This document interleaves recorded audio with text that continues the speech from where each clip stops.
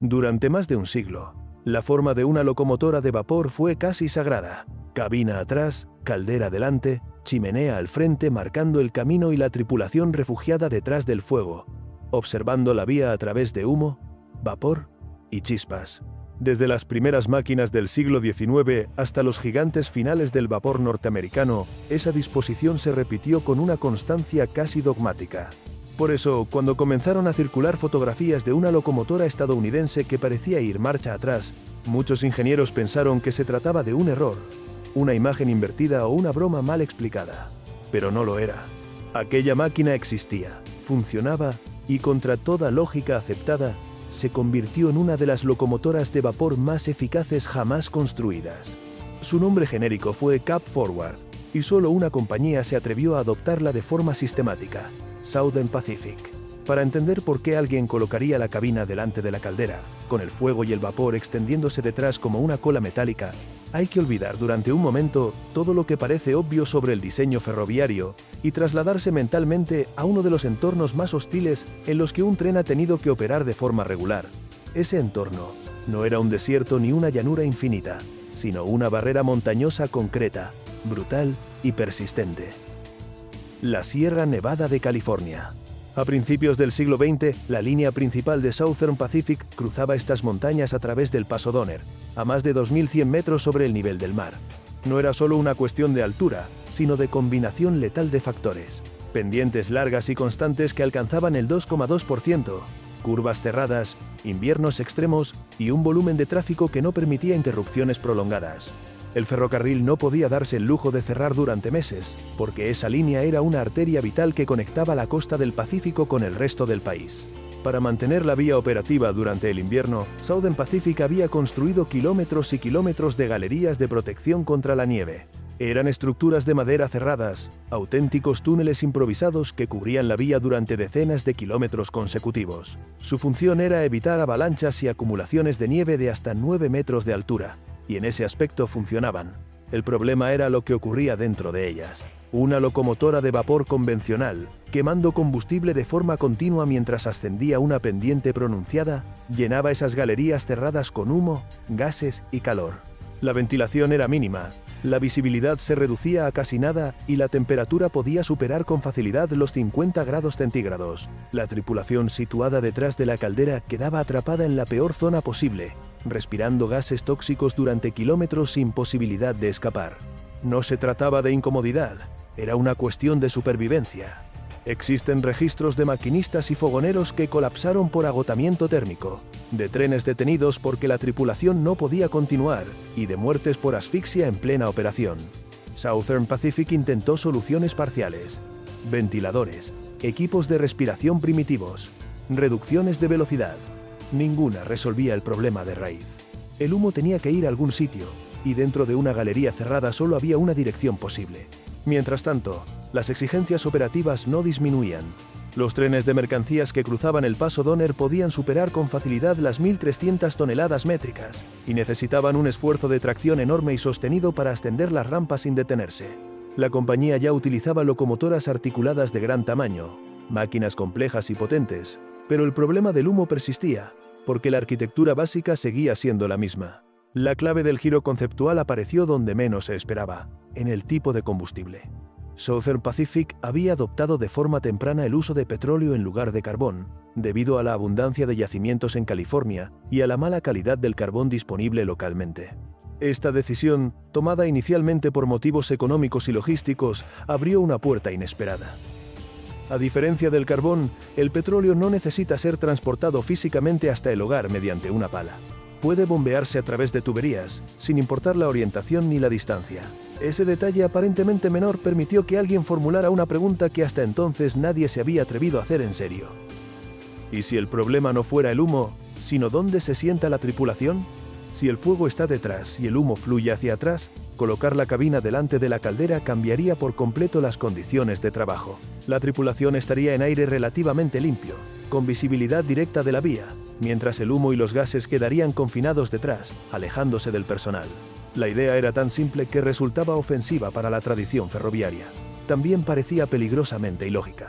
En 1909, Southern Pacific decidió probarla. La primera locomotora Cab Forward llegó desde los talleres de Baldwin con una apariencia que desconcertó a todo el que la vio. La cabina estaba en el extremo delantero, con ventanas que permitían mirar directamente hacia abajo, casi sobre los raíles. La caldera se extendía hacia atrás, seguida del hogar y finalmente del tender cargado de petróleo y agua. El faro principal, que durante décadas había marcado el frente de la locomotora, estaba ahora en la parte posterior, porque ese era el extremo por el que salía el humo. A ojos de muchos ferroviarios, aquello parecía una aberración mecánica. Las dudas no eran solo estéticas. Se cuestionaba la seguridad de la tripulación en caso de colisión, la dificultad de controlar un hogar situado detrás, la complejidad del mantenimiento y la estabilidad de una máquina tan poco convencional. Algunos ingenieros del este del país llegaron a afirmar que Southern Pacific había perdido el juicio o que se trataba de un experimento condenado al fracaso. Lo que ocurrió en servicio real fue exactamente lo contrario. Cuando las primeras Cab Forward comenzaron a operar de forma regular en las galerías de nieve del Paso Donner, la diferencia fue inmediata y contundente. La tripulación podía respirar. La temperatura en la cabina descendía de forma drástica. La visibilidad mejoraba hasta el punto de poder ver señales y cambios de pendiente con claridad. Por primera vez en décadas, atravesar kilómetros de galerías dejó de ser una experiencia límite. Desde el punto de vista mecánico, la locomotora no perdía nada de su capacidad.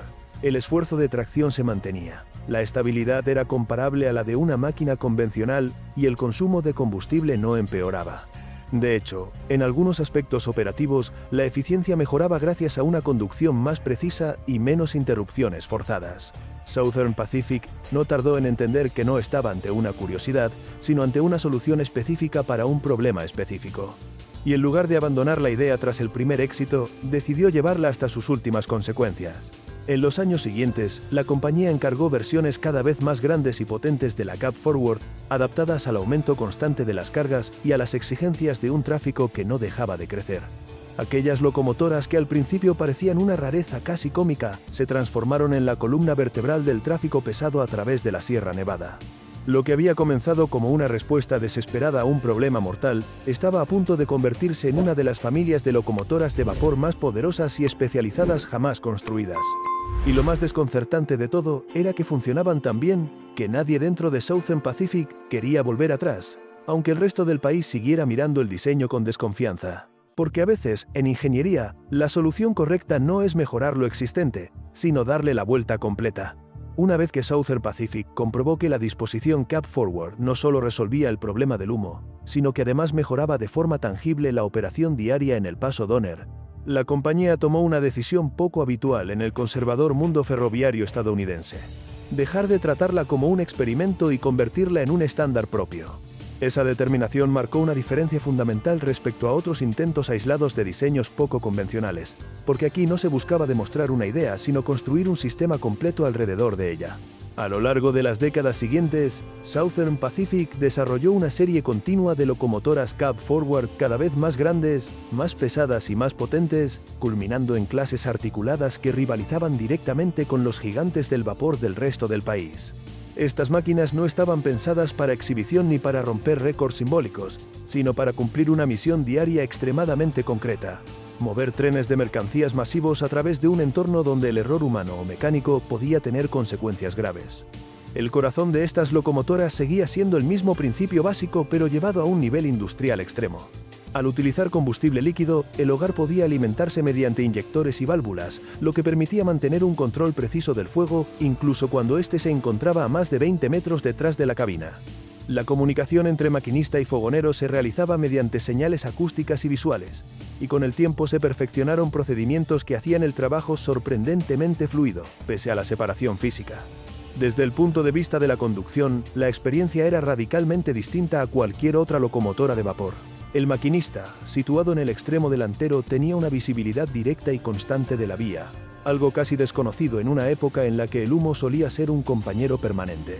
En las largas galerías de madera donde antes solo se distinguían sombras y destellos, ahora era posible anticipar cambios de pendiente, señales y cualquier irregularidad con mayor margen de reacción.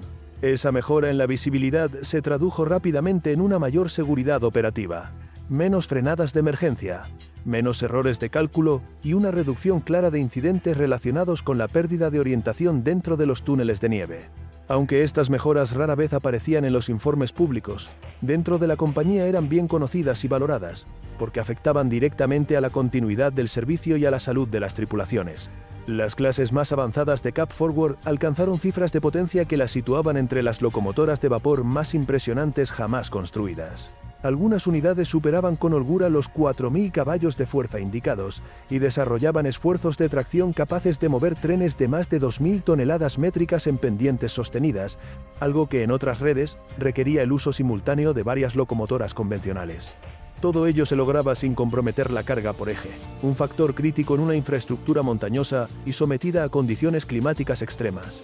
A pesar de estos resultados, la percepción externa de las Cap Forward siguió siendo ambigua durante mucho tiempo. Para ingenieros y directivos de otras compañías, el diseño parecía una solución demasiado específica, casi artesanal, inaplicable fuera del contexto particular de la Sierra Nevada. Se argumentaba que colocar la cabina delante aumentaba el riesgo en caso de colisión y que la complejidad añadida no compensaba las ventajas en líneas abiertas y bien ventiladas. Southern Pacific, sin embargo, no tenía motivos para convencer a nadie más. Su red, su problema y su solución estaban alineados, y los números operativos lo respaldaban. Mientras otras compañías seguían lidiando con incidentes relacionados con el humo en túneles y galerías, especialmente en invierno, la Cap Forward permitía mantener el tráfico con una regularidad envidiable, incluso en las peores tormentas de nieve. Con el paso del tiempo, estas locomotoras se convirtieron en una imagen habitual del paisaje montañoso del oeste estadounidense. Ver una Cap Forward emergiendo de una galería, con la cabina al frente y la caldera extendiéndose hacia atrás como un animal metálico alargado, dejó de ser una rareza para convertirse en un símbolo de adaptación extrema. No era una máquina pensada para gustar, sino para funcionar donde otras sufrían. La relación entre la tripulación y la locomotora también evolucionó de manera particular. Muchos maquinistas que inicialmente desconfiaban del diseño acabaron prefiriéndolo precisamente por la mejora en las condiciones de trabajo. La reducción del calor, del humo y del estrés visual transformaba jornadas que antes eran agotadoras y peligrosas en recorridos exigentes pero manejables. Ese cambio tuvo un impacto directo en la retención de personal experimentado, un factor clave en una ruta tan compleja. Desde el punto de vista del mantenimiento, las Cap Forward no resultaron ser más problemáticas que otras locomotoras articuladas de gran tamaño. El acceso a ciertos componentes era distinto, pero no necesariamente más difícil, y la experiencia acumulada en los talleres de Southern Pacific permitió desarrollar rutinas específicas que mantenían la flota en buen estado operativo. La supuesta fragilidad del diseño nunca se materializó en los registros reales de servicio. Sin embargo, fuera del ámbito de la compañía, el diseño seguía siendo visto como una curiosidad casi exótica. En el este del país, donde las líneas eran más planas y los túneles largos y cerrados menos comunes, no existía un incentivo real para adoptar una solución tan radical. Además, la transición progresiva hacia el diésel comenzaba a perfilarse como el futuro inevitable del ferrocarril, lo que hacía que invertir en un vapor tan especializado pareciera, para muchos, una apuesta sin recorrido a largo plazo. Esa percepción externa, sin embargo, no reflejaba lo que ocurría en el terreno.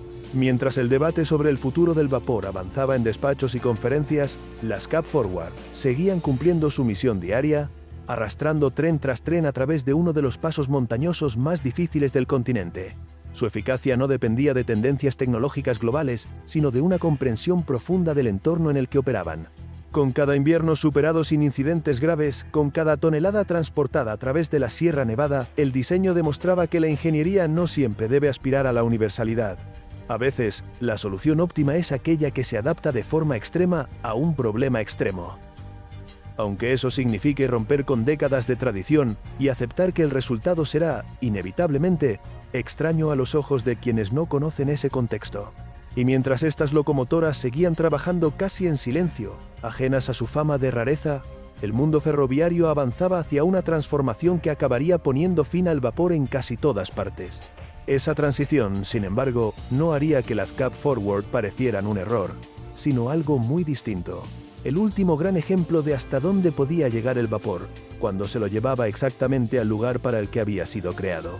El final de las Cap Forward no llegó porque el concepto hubiera demostrado límites técnicos insalvables, ni porque Southern Pacific hubiera perdido la confianza en una solución que llevaba décadas funcionando en uno de los entornos más exigentes del continente, sino porque el mundo ferroviario cambió de forma más rápida y profunda de lo que incluso los ingenieros más pragmáticos podían anticipar. La llegada del diésel no resolvía solo un problema concreto, como el humo en los túneles, sino que redefinía por completo la forma de operar un ferrocarril a gran escala. A partir de finales de la década de 1940, las locomotoras diésel comenzaron a demostrar una ventaja estructural que iba más allá de la potencia o la velocidad.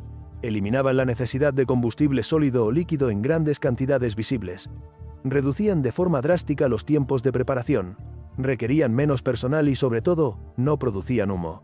Para una línea como la del Paso Donner, esa última característica significaba que el problema original que había dado lugar a la Cab Forward desaparecía de raíz. Southern Pacific fue consciente de esta realidad desde el principio. No hubo un rechazo ideológico al diésel ni una defensa romántica del vapor. De hecho, la compañía fue una de las primeras en invertir de forma masiva en tracción diésel, precisamente porque entendía mejor que nadie el coste humano y operativo de trabajar en condiciones extremas. Cuando las primeras locomotoras diésel demostraron que podían cruzar la Sierra Nevada sin llenar las galerías de gases tóxicos, la razón de ser de la cabina adelantada empezó a diluirse. Sin embargo, durante un periodo de transición que se extendió varios años, las Cab Forward siguieron siendo insustituibles. Los primeros diésel no siempre tenían la potencia ni la fiabilidad necesarias para mover trenes de mercancías muy pesados en pendientes sostenidas, especialmente en condiciones invernales severas. En ese contexto, las locomotoras de vapor articuladas seguían ofreciendo una combinación de fuerza y robustez que resultaba difícil de igualar. Fue en esos años finales cuando estas máquinas alcanzaron su máxima madurez operativa. La experiencia acumulada por las tripulaciones, los procedimientos refinados en los talleres y el conocimiento profundo de cada tramo de la línea permitieron exprimir el diseño hasta niveles de eficiencia sorprendentes. No se trataba de una lucha contra el progreso, sino de una coexistencia pragmática mientras la nueva tecnología demostraba su capacidad real en todos los escenarios. A mediados de la década de 1950, el equilibrio comenzó a inclinarse de forma definitiva. Las locomotoras diésel ya podían ofrecer potencias comparables, con una flexibilidad operativa muy superior y sin los riesgos asociados al vapor. Las galerías de nieve, que durante décadas habían condicionado cada decisión técnica, dejaron de ser una amenaza para la salud de las tripulaciones. La ventaja fundamental de la Cab Forward había desaparecido, y con ella su justificación económica a largo plazo. La retirada fue relativamente rápida, aunque no abrupta. Muchas de estas locomotoras aún tenían vida útil por delante desde el punto de vista mecánico, pero mantener una flota especializada de vapor en un entorno que se dieselizaba a gran velocidad ya no tenía sentido estratégico. Las últimas unidades dejaron el servicio activo a finales de los años 50, poniendo fin a un capítulo singular en la historia ferroviaria estadounidense. Lo que resulta llamativo, con la perspectiva del tiempo, es que estas locomotoras no fueron recordadas como un error ni como una extravagancia fallida. Al contrario, incluso entre ingenieros y aficionados que nunca las vieron en funcionamiento, la Cab Forward se convirtió en un símbolo de hasta dónde podía llegar la ingeniería cuando se enfrentaba a un problema real, sin miedo a romper convenciones. Desde el punto de vista técnico, representó una de las últimas grandes evoluciones del vapor. No fue una mejora incremental, sino un replanteamiento completo de la relación entre la máquina, la tripulación y el entorno. En lugar de aceptar condiciones inhumanas como un mal necesario, el diseño colocó la seguridad y la salud de los trabajadores en el centro de la solución, algo que no siempre había sido prioritario en la era del vapor pesado. También dejó una lección más amplia sobre la naturaleza de la ingeniería aplicada. Las Cab Forward demostraron que no existe un diseño universalmente correcto, sino soluciones óptimas para contextos específicos. En una red plana y bien ventilada, la cabina adelantada habría sido innecesaria e incluso contraproducente. En la Sierra Nevada fue exactamente lo contrario. Ese enfoque contextual, tan evidente en retrospectiva, fue durante mucho tiempo malinterpretado como excentricidad.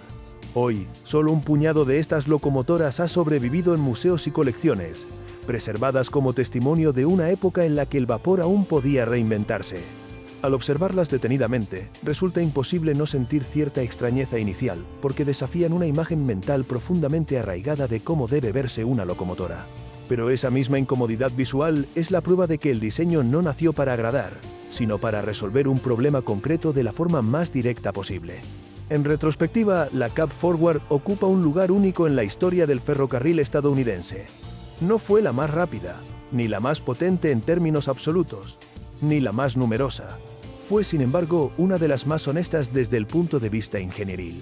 No intentó ocultar las limitaciones del entorno ni imponer soluciones teóricas desde un escritorio lejano. Se adaptó de forma casi radical a la realidad física de una montaña, de un clima extremo y de una necesidad operativa innegociable. Esa honestidad es quizás la razón por la que sigue fascinando décadas después de su retirada. En una industria a menudo dominada por la estandarización y la repetición de fórmulas probadas, estas locomotoras representan el valor de pensar al revés cuando el problema lo exige. Colocar la cabina delante no fue un gesto de rebeldía gratuita, sino una decisión lógica una vez que se aceptaba que el diseño tradicional ya no servía. El final del vapor hizo que soluciones como esta quedaran sin continuidad, no porque fueran incorrectas, sino porque el contexto tecnológico cambió de manera irreversible. El diésel resolvió el problema del humo de forma más simple y general, haciendo innecesaria una arquitectura tan especializada. Pero eso no resta mérito a lo que se logró antes de ese cambio. Cuando se habla de las locomotoras de vapor más extrañas de Estados Unidos, la Cab Forward suele ocupar el primer lugar, y con razón. No solo por su aspecto inusual, sino porque encarna una filosofía de diseño poco común, incluso hoy, la voluntad de sacrificar la tradición en favor de la función, sin pedir disculpas por el resultado. En última instancia, estas locomotoras no fueron un callejón sin salida, sino una respuesta brillante a una pregunta muy concreta: ¿cómo seguir moviendo trenes pesados a través de un infierno de nieve, humo y pendientes sin poner en riesgo a quienes los conducen? La respuesta fue una máquina que parecía mirar al mundo al revés, pero que en realidad estaba mirando el problema de frente. Y aunque su tiempo fue limitado, el hecho de que funcionaran tan bien como lo hicieron asegura que su historia no se recuerde como una rareza pasajera, sino como uno de los ejemplos más claros de cómo la ingeniería puede desafiar la costumbre cuando la realidad lo exige.